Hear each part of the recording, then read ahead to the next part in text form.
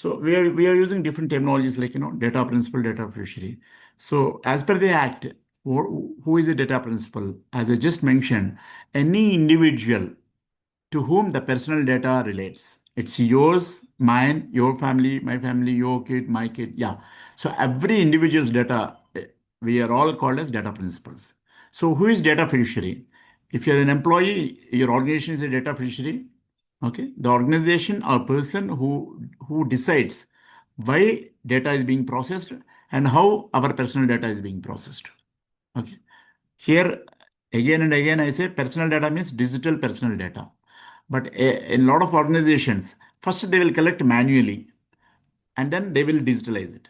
So you may ask me a question. So will it fall under the data is collected manually and they are going to update in the digital form? Is it covering under the Act? Yes. It is going to be covered under the Act, and DPDP Act is applicable to those firms or organizations as well. And next, data processor. On behalf of data fiduciary, any data is being processed by an individual who, in an organization, they're called data processor. So who is going to process the personal data on behalf of the data fiduciary? And just now we've discussed significant data fiduciary. Okay, significant data fiduciary is going to be decided, okay, based on the volume and sensitivity of the personal data which is being processed and the risks associated with the individuals where their data is being processed. So, for suppose you say Apollo Hospital, it is an SDF. State Bank of India, it's an SDF. Aditya Birla Insurance Company, it's an SDF. So, where huge volume of data, where it is very much critical from a digital personal data standpoint of view, then it is called significant data fiduciary, SDF. And finally, consent manager. So a registered entity that enables individuals to give, manage, review, and withdraw the consent through an accessible and transparent platform. For suppose you are buying a software platform where the tool is available. For example, few companies now already they have built a software tool for data privacy. So by using that tool, you can enable all these regulatory requirements as per the Act. So these are the key roles in an organization.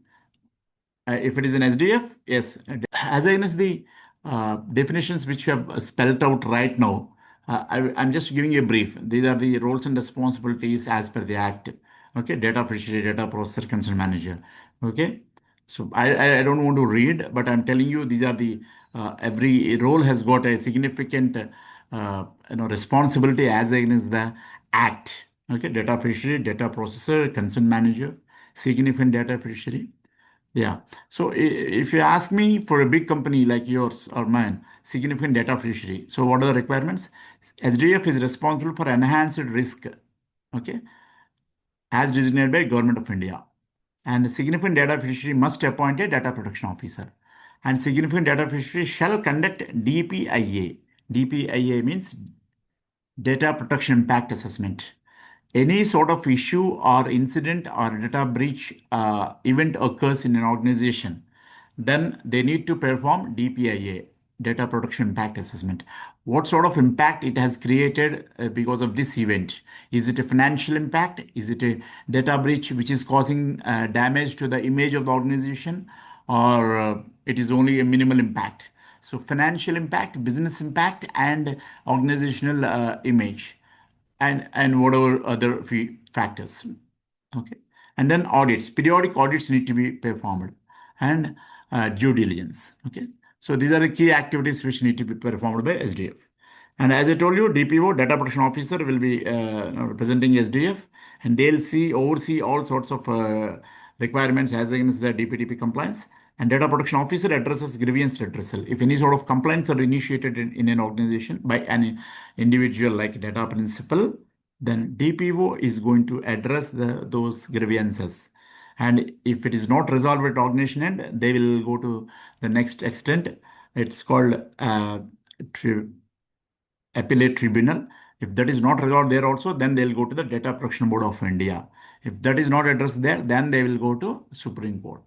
So this is the flow.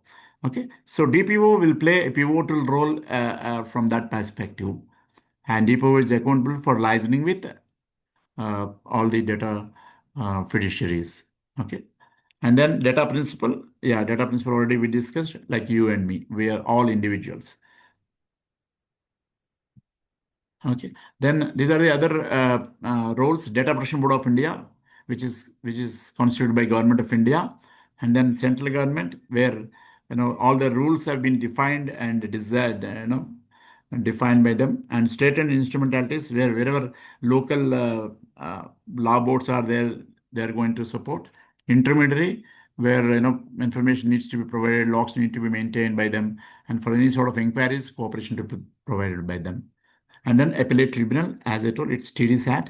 They're responsible to hear the appeals against data protection board orders, and their main activities are they need to adjudicate appeals, issue binding decisions, and so on. So these are the Watch the full video on our website. Click the link in the description to get started.